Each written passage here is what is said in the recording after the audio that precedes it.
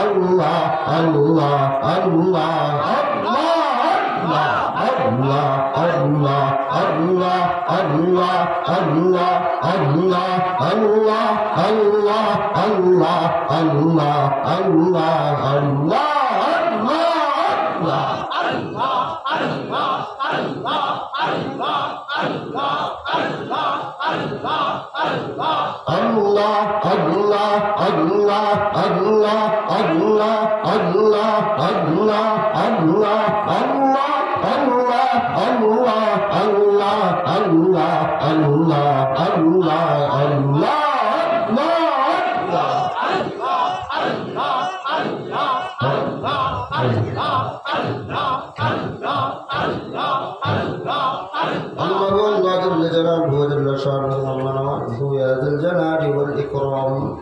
বাংলাদেশ মুজাহিদ committee Alinagar Enayetnagar ও পূর্ব Enayetnagar union শাখার যৌথ ওয়াজ ও দোয়ার মাহফিলে উপস্থিত আজকে সম্মানিত সভাপতি এবং উপস্থিত বিভিন্ন জায়গা থেকে আগত ইসলাম প্রিয় তৌহিদি জনতা, আল্লাহ রাব্বুল জালালের দরবারে লাখো কোটি শুকরিয়া জানাই। আল্লাহ পাক আমাদেরকে কোরআনের এই ময়দানে আসার এবং বসার মতো তৌফিক দান করেছেন। এত বিপর্যয় আবহাওয়ার মধ্যেও আল্লাহ পাক আজকের এই কোরআনের মজমা আমাদেরকে করার মতো তৌফিক দান করেছেন। এজন্য রব্বে কায়নাত আসমানের মালিক আল্লাহ পাকের দরবারে অন্তরের অন্তঃস্থল থেকে শুকরিয়া জানাই, আলহামদুলিল্লাহ। মাগরিবের পর আমার আলোচনা করার কথা ছিল, আমি ছিলাম অনেক দূর যশোর। এই যশোর থেকে আপনাদের এখানে এসে উপস্থিত হয়েছে। রাস্তার ব্যাপার, এই জন্য সময় মতো উপস্থিত হতে পারি নাই। সাধ্য মতো চেষ্টা করেছি, গন্তব্য আমি ঠিক করেছি, পৌঁছানোর মালিক ছিল আল্লাহ। আল্লাহ আমাকে আসার এবং আপনাদের সামনে উপস্থিত হওয়ার তৌফিক দিয়েছেন। এই জন্য আমিও রবের দরবারে অন্তঃস্থল থেকে শুকরিয়া জানাই, আলহামদুলিল্লাহ। বেশি লম্বা দীর্ঘ আলোচনা করার সময় আমার হাতে নাই। সংক্ষিপ্ত কথা বলেই আপনাদের কাছ থেকে বিদায় নিব। আমাদের এখানে মুফতি ফয়জুল করিম সাহেব দামাত বারাকাতুহুল আলিয়া, উনিও আসতেছেন, রাস্তায় আছেন, পৌঁছায় যাবে। আজকের এই আয়োজন যারা করেছেন তাদের জন্য দোয়া করি, আল্লাহ পাক আয়োজক বৃন্দ যারা টাকা দিয়ে, পয়সা দিয়ে, বুদ্ধি দিয়ে, শ্রম দিয়ে যে যেভাবে আজকের এই কোরআনের মজমার জন্য সহযোগিতা করেছেন, আল্লাহ যেন প্রত্যেকের এই মেহনতকে দ্বীন এবং ইসলামের চূড়ান্ত বিজয়ের জন্য যেন কবুল করে নেয়। মেরে দোস্ত, অল্প কিছু কথা বলবো, কথাগুলি একটু মনোযোগ দিয়ে শোনার চেষ্টা করবেন।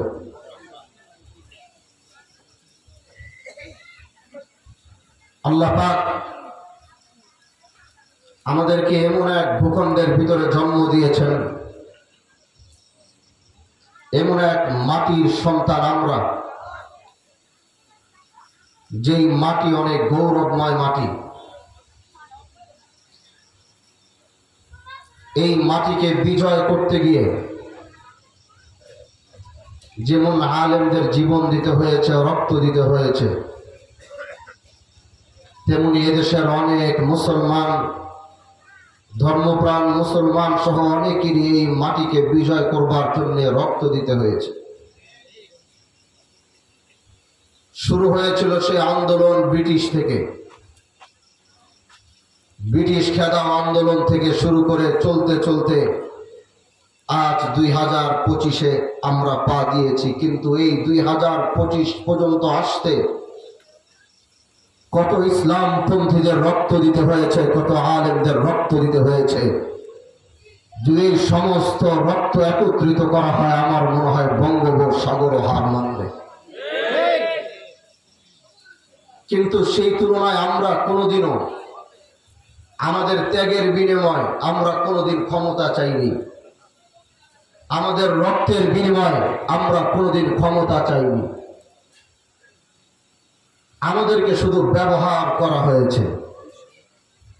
কারণ ইসলামপন্থীদের ক্ষমতায় বসার সেই লালসার স্বপ্ন যদি থাকতো, তাহলে আজ গোটা ভারতবর্ষ আলেমরা সেই সংসদে বসে থাকত। ক্ষমতার সেই ইচ্ছা বা ক্ষমতার লোভ আলেমদের ভিতরে কখনোই ছিল না।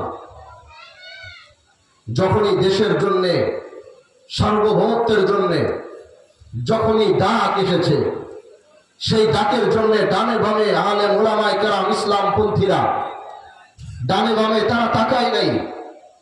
ইসলামপন্থীরা চিন্তা করে নাই কে ডাক দিয়েছে, আলেমরা চিন্তা করে নাই কে ডাক দিয়েছে, মাদ্রাসার ছাত্ররা চিন্তা করে নাই কে ডাক দিয়েছে। ডাক আসছে সার্বভৌমত্ব রক্ষা করতে হবে, দেশ রক্ষা করতে হবে, দেশের মাটি ইঞ্চি ইঞ্চি ইঞ্চি মাটি রক্ষা করতে হবে। এই ডাক যেখান থেকে এসেছে, দাড়িওয়ালা টুপিওয়ালারা সেই দল দেখে নাই, তারা নিজের জীবনকে বাজি রেখে সার্বভৌমত্ব রক্ষার জন্য তারা সেই আন্দোলনে ঝাঁপিয়ে পড়েছে। তারপরে কোনদিন তারা ক্ষমতার সেই আশা, ক্ষমতায় বসা সেই চিন্তা তারা কোনোদিন করে নাই। আমরা তাদেরকে সুযোগ দিয়েছি, আমরা তাদেরকে বলেছি চালাও তোমরা রাষ্ট্র, আমরা তোমাদেরকে সহযোগিতা করব। তোমরা সংসদ চালাও, আমরা তোমাদেরকে সহযোগিতা করব। তোমরা অর্থনীতি চালাও, আমরা তোমাদেরকে সহযোগিতা করব। এভাবে তাদেরকে বারবার দিয়ে আসছিলাম, কিন্তু শেষ পরিণতি আমরা এসে এটাই দেখেছি, যাদেরকে বিশ্বাস করে ক্ষমতায় বসিয়েছি তারা বারবার ইসলামপন্থীদের সাথে প্রতারণা করেছে। তারা বারবার আমাদের সাথে প্রতারণা করেছে। তারা দেশের ব্যাংক রিজার্ভ তারা খালি করেছে, দেশের অর্থনীতি তারা ডুবিয়ে দিয়েছে, হাজার হাজার কোটি কোটি টাকা তারা পাচার করেছে, আমাদের রক্তের টাকা তারা পাচার করেছে, আমাদের ঘামের টাকা তারা পাচার করেছে। তারা এক নয় নয় নয়, আজকে স্বাধীনতার ৫৫ বছর তারা ইসলামপন্থীদেরকে ধোঁকা দিয়ে চলছে। দেখতে দেখতে ২০২৪ সাল পর্যন্ত আমরা দেখেছি, ২৪ সাল পর্যন্ত আমরা রক্ত দিয়েছি, ২৪ সাল পর্যন্ত আমরা জেল খেটেছি, ২৪ সাল পর্যন্ত আমাদের অস্তিত্ব নিয়ে টান দেওয়া হয়েছে, ২৪ সাল পর্যন্ত আমরা চুপ ছিলাম। শাপলা চত্বরে আমাদেরকে পাখির মতো গুলি করা হয়েছে, ইসলামপন্থীদেরকে মাটির নিচে ডুবিয়ে দেওয়ার ষড়যন্ত্র করা হয়েছে, আমরা চুপ ছিলাম। ২০২৪ পর্যন্ত যখন আসলাম, আল্লাহ কোরআনের একটি আয়াত আল্লাহ বলে, এই আয়াত শুধু সারা জীবন পড়েছিস, যা এই আয়াতের বাস্তব নমুনা তোদেরকে একটু দেখাই। ঘাটতে গেলাম, যে আয়াত পড়তে বড় ভালো লাগে, যে আয়াত তেলাওয়াত করতে বলে ভালো লাগে, বলে কোন আয়াত? বলে কুলিল্লাহুম্মা মালিকাল মুলকি তুতিল মুলকা মান তাশা ওয়া তানজিউল মুলকা মিম্মান তাশা ওয়া তুইজ্জু মান তাশা ওয়া তুযিল্লু মান তাশা বিয়াদিকাল খায়র ইন্নাকা আলা কুল্লি শাইইন কাদির। এই আয়াত শুধু পড়েছিলাম, কিন্তু এই আয়াতের সারমর্ম বাস্তবে কোনোদিন দেখি নাই। আল্লাহ আমাদেরকে এই আয়াতের বাস্তব নমুনা ২০২৪ সালে দেখিয়েছে। কথাগুলো কেন বলছি একটু মনোযোগ দিবেন। আমি আগেই বলেছি লম্বা কথা আমি বলবো না, সংক্ষিপ্ত কথা বলবো, তারপরে চলে যাব। কিন্তু কথাগুলো আজকে আপনাদের কাছে আমার দিয়ে যাচ্ছি, এরপরে আপনি চিন্তা করবেন আগামীতে আপনি কি সিদ্ধান্ত নেবেন, সেটা আপনার। বুঝানোর দায়িত্ব আলেমদের, বুঝানোর দায়িত্ব পীর মাশায়েখদের, তারা বুঝাবে, সিদ্ধান্ত থাকবে আপনার। এ দোস্ত, ২৪ সাল পর্যন্ত আসার পরে আল্লাহ আমাদেরকে আরেকটি সবক দিয়েছে। বলে সেটা কি? বলে ইন্নাল্লাহা ইয়া'মুরু বিল আদল ওয়াল ইহসান। বলে সেটা আবার কি? বলে সেটা হচ্ছে যেখান থেকে, যেই রাষ্ট্র থেকে, যেই দেশ থেকে, যেই গ্রাম থেকে, যেই ওয়ার্ড থেকে, যেই মাটি থেকে ইনসাফ প্রতিষ্ঠা বন্ধ হয়ে যায়, সে যত বড় ক্ষমতার মসনদ নিয়ে বসুক না কেন, আল্লাহ সেই ক্ষমতার মসনদকে চূর্ণ বিচূর্ণ করে ভেঙ্গে চুরমার করে। গত ১৬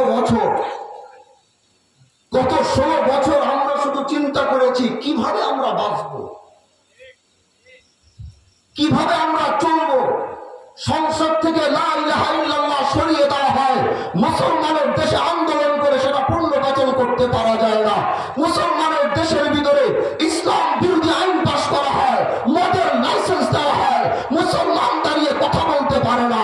আসমানের দিকে তাকিয়ে তাকিয়ে শুধু জিজ্ঞাসা করতাম, আল্লাহর অবসান কবে ঘটবে? আল্লাহ বলে ওয়া মাকারু ওয়া মাকারাল্লাহ ওয়াল্লাহু খায়রুল মাকিরিন। দাও, অপেক্ষা করো, একটু অপেক্ষা করো। যেটা তোমরা দেখতে চাচ্ছ অপেক্ষা করো। আমরা তো শুধু অপেক্ষা করেছি। আল্লাহ পাক হঠাৎ করে 5 আগস্টে ঘোষণা দিয়ে দিল ওয়া মাকারু ওয়া মাকারাল্লাহ ওয়াল্লাহু খায়রুল মাকিরিন। এমন ভাবে দেখাইলো তো দেখাইলো, যেটা দেখার জন্য আমরাও প্রস্তুত ছিলাম। কথাগুলো বোঝার চেষ্টা করবেন। সিদ্ধান্ত আপনার। আজকে ধরাই দিয়ে যাব। দাড়ি টুপিওয়ালারা শুধু বয়ানি করতে পারে, আর মসজিদে ইমামতি করতে পারে, আর মাদ্রাসায় পড়াইতে পারে। এটাই তো জাতিকে বোঝানো হয়।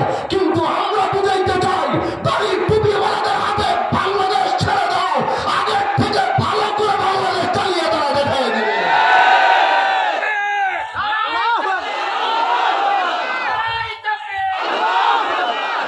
আমাদেরকে এক কুণ্ডির ভিতরে আটকানো হয়েছে। এরা শুধু নামাজ পড়াবে 5 ওয়াক্ত, আর কোনো কাজ নেই। এরা শুধু মাদ্রাসায় হিফজ পড়াবে, এতটুকু, এর আর কোনো কাজ নেই। এরা মক্তবে সকালবেলা মক্তব পড়াবে, এর থেকে বেশি তাদের আর কোনো কাজ নাই। এরা ওই মসজিদ মাদ্রাসা এই কুণ্ডির ভিতরে তারা থাকবে। দাড়ি টুপিওয়ালার কাজই হচ্ছে, আলেমদের সীমা রেখাই হচ্ছে এতটুকু, এর বাহিরে না। এটাই আমাদেরকে আর জাতিকে বারবার বোঝানো হয়।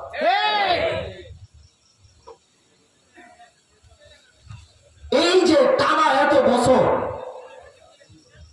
আল্লাহ আমাদেরকে এর অবসান ঘটাইলেন, যে অবসান দেখার জন্য আমরা প্রস্তুত ছিলাম না। বলে অবসান ঘটানোর কারণ কি? আমি তো এর কারণ একটাই পেয়েছি। আপনারা কয়টা পেয়েছেন জানি না, আমি এর একটাই কারণ পেয়েছি। যেদিন থেকে ইনসাফ প্রতিষ্ঠা করা বন্ধ হয়ে গিয়েছিল, সেদিন থেকে আমার ভিতরে সিগন্যাল দিয়েছে এটা টিকবে না, এটা থাকবে না।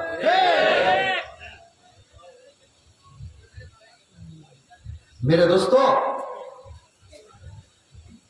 ইনসাফ প্রতিষ্ঠার বেলায় আমার হযরত ওমরের কথা মনে পড়ে যায়। খলিফাতুল মুসলিমিন, যাকে আল্লাহ গোটা পৃথিবীর, অর্ধ পৃথিবীর শাসন যার এক আঙ্গুলের ইশারায়, যিনি মদিনার মেম্বার থেকে চিৎকার করলে 1000 কিলোমিটার দূরে যার আওয়াজ আল্লাহ পৌঁছায় দিত, পৃথিবীর অন্যতম খলিফা, খলিফাতুল মুসলিমিন হযরত ওমর।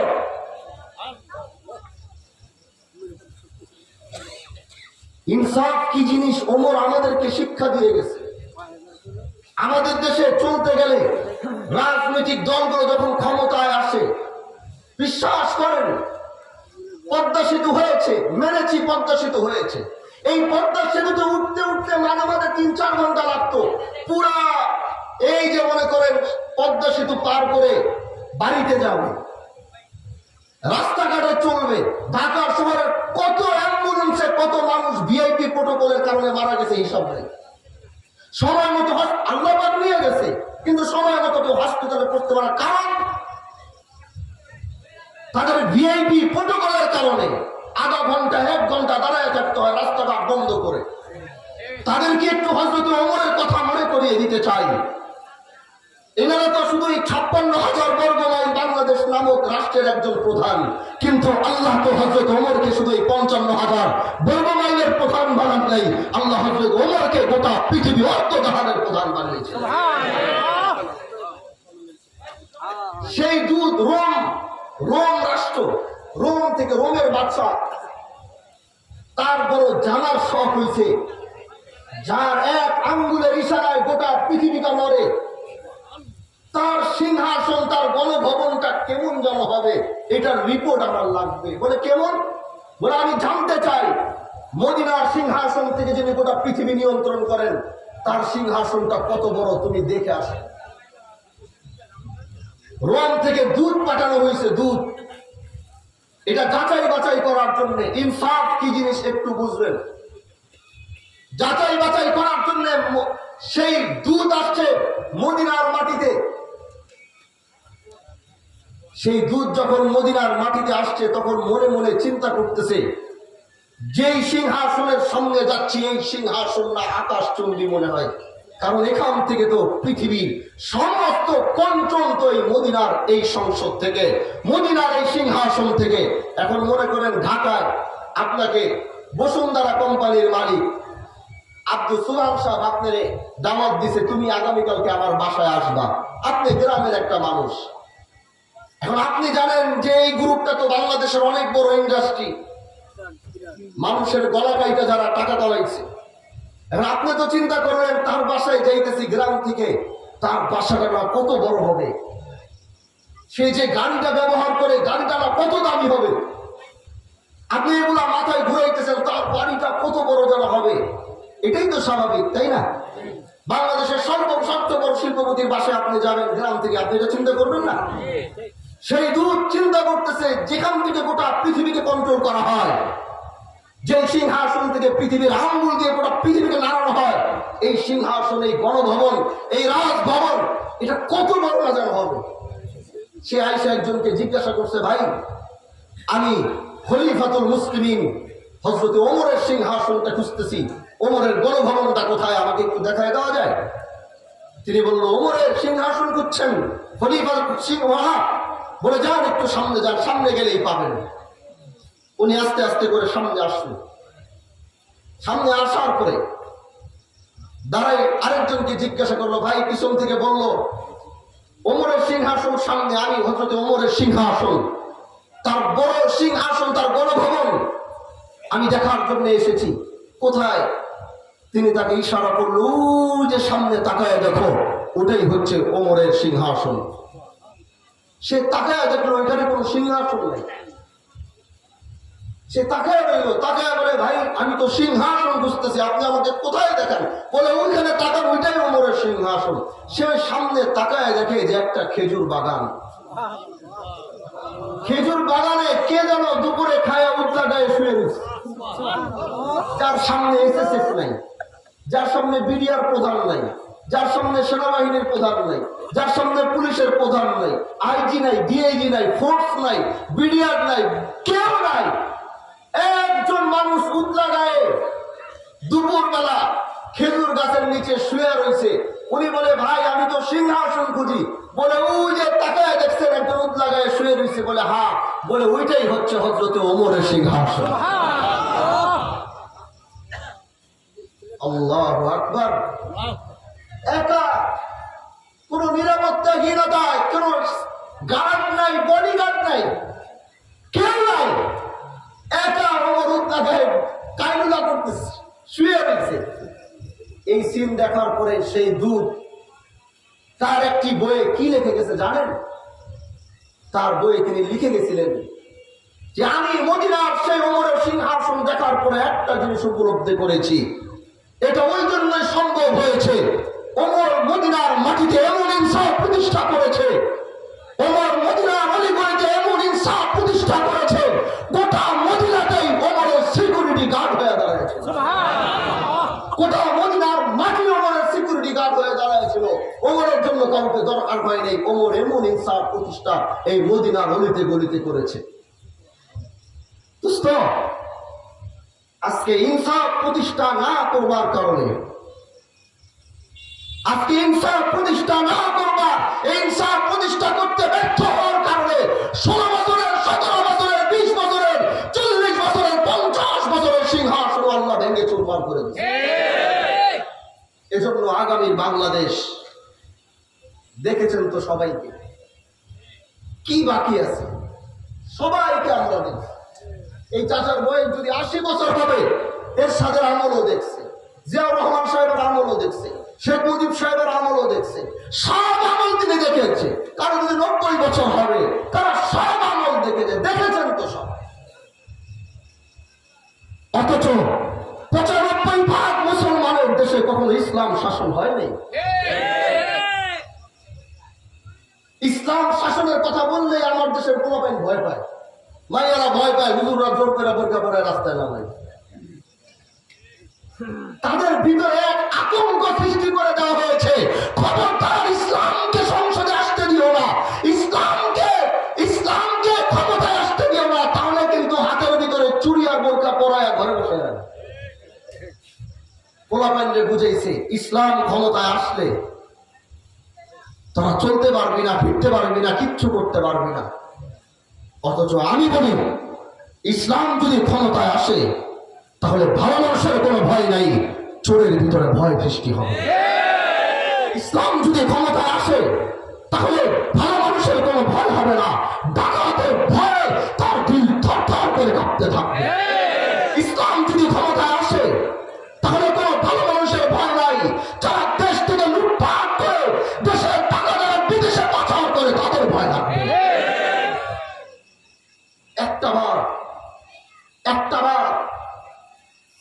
একটা বার আমরা ইসলামকে দেখতে চাই। কে কে চাই বলেন না? কে কে চান বলেন না? একটা বার আমরা ইসলামকে ক্ষমতায় দেখতে চাই। আমার বিশ্বাস যেদিন থেকে দেশের ইসলামের সূর্য উদয় হবে এদেশে আর কোনো রাজনীতি ইসলাম ছাড়া চলবে না।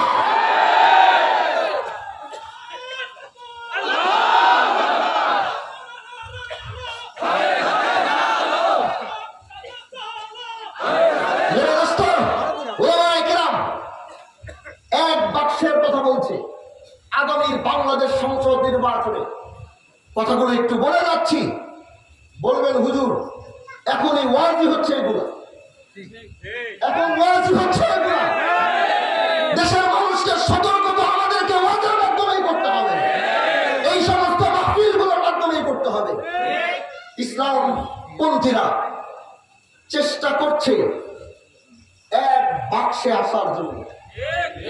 যদি আল্লাহ কবুল করে নেয়, আল্লাহ যদি কবুল করে নেয়, আলোচনা চলতেছে, দোয়া করি এই আলোচনা চলতে থাকুক এবং একটা সিদ্ধান্তের ভিতরে এটা আসুক। আমরাও চাই, আপনারা চান না?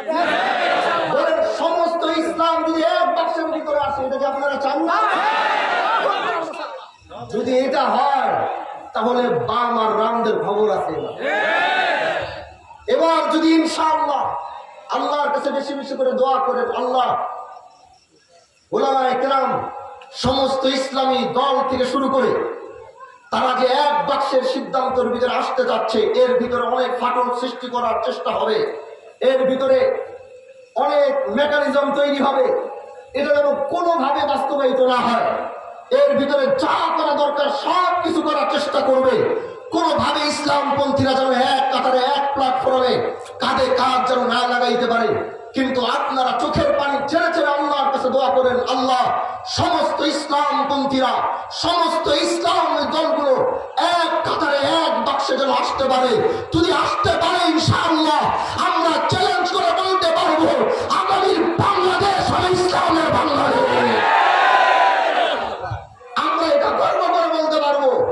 এটা আমাদেরকে করতে হয়তো দেওয়া হবে না, কিন্তু আমাদের চেষ্টা থাকবে এবং আপনাদের কাছে অনুরোধ থাকবে। এতদিন অন্যায় দেখেছেন, অবিচার দেখেছেন, একটাবার ইসলামকে মাথা উঁচু করে দাঁড়াতে দিন, একটাবার ইসলামকে ক্ষমতার বস্তুতে বসতে দিন, একবার ইসলামকে সংসদ পর্যন্ত যেতে দিন।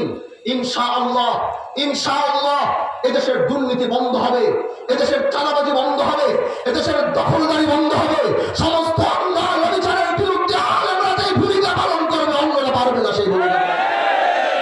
কারণ অন্যদের ভূমিকা পালন করতে গেলে আলেমদের ভিতরে, এই জন্য আল্লাহ কোরআনে বলেছে ওয়াতিলকাল আমসালু নাদরিবুহা লিন-নাস ওয়া মা ইয়াকিলুহা ইল্লাল আলিমুন। এজন্য আল্লাহ কোরআনে বলেছে ইন্নামা ইয়াখশাল্লাহা মিন ইবাদিহিল উলামা। এজন্য ভাই আপনাদের কাছে অনুরোধ থাকবে, আজকের এখানে চলনা পীর ফজলুল করিম সাহেব আসবেন, আলোচনা করবেন। এই সমস্ত ইসলামী আন্দোলন থেকে শুরু করে বাংলাদেশের সমস্ত দলগুলো আল্লাহ যেন তাদেরকে একভাবে নেকভাবে থাকার তৌফিক দান করে। আগামীর বাংলাদেশে আপনাদের কাছে একটি অনুরোধ থাকবে, আগামীর বাংলাদেশে একটি সুযোগ আল্লাহ আমাদেরকে দিয়েছে, এই সুযোগটা যেন আমরা কোনোভাবে নষ্ট না করি, আমরা কাদা ছোড়াছুড়ি না করে আমরা এক প্ল্যাটফর্মে দাঁড়াবো, ইসলাম মাথা উঁচু করে আমরা দাঁড়াবো। আমরা একসাথে এক কাতারে দাঁড়িয়ে আমরা গোটা বাংলাদেশকে বলতে চাই। বাজারে গেলে ঘাটে গেলে মানুষরা আমাদেরকে বলে হুজুর আলেমরা আপনার একসাথে হন, আমরা আপনাদের সাথে আছি, এই কথা বলে কিনা? বলে কিনা? বলেন না। বাজার ঘাটে গেলে আমরা তো যেহেতু রাজনীতির ময়দানে নেমেছি, আমাদের তো মাঠের খবর রাখতে হয়, আমাদের বাজারের খবর রাখতে হয়, আমাদেরকে প্রতি হাটের খবর রাখতে হয়। মানুষ কি বলছে সেই খবরগুলো আমাদেরকে লোক পাঠিয়ে পাঠিয়ে সংগ্রহ করতে হয়। মাঠের খবর আমাদের রাখতে গিয়ে একটি খবর আমরা বারবার পাই, তাদেরকে বলে ভাই সমস্ত আলেমদেরকে একসাথে হতে বলেন, সমস্ত আলেমদেরকে এক কথায় দাঁড়াতে বলেন, আমরা এবার আলেমদেরকে ভোট দিব। এটাই বাংলাদেশের মাঠ ঘাটের কথা এখন। এজন্য আল্লাহ যদি তৌফিক দেয়, আলেমরা যদি একসাথে হয়, আপনারা আলেমদের সাথে থাকবেন, ইসলাম পন্থীদের সাথে আপনারা থাকবেন এবং ইনশাআল্লাহ আমরা আগামীর বাংলাদেশের রাজনীতি পরিবর্তন আনতে চাই। এক রাজনীতি দেখতে দেখতে আমরা হয়রান হয়ে গেছি, আমরা এই রাজনীতি, এক রাজনীতি বারবার চোখের সামনে আসছে, সেই রাজনীতির পরিবর্তন আসছে না। এজন্য ইসলাম যদি ক্ষমতায় আসে তাহলে সেই রাজনীতির পরিবর্তন আসবে। আল্লাহ আমাদেরকে যেন সেই কথাগুলোর উপরে আল্লাহ যেন আমাদেরকে আমল করার তৌফিক দান করে। মেরে দোস্ত, হায়াতে বেঁচে থাকলে আবার আপনাদের সাথে দেখা হবে, আবার আপনাদের সাথে কথা হবে। আজকে বেশি লম্বা দীর্ঘ আলোচনা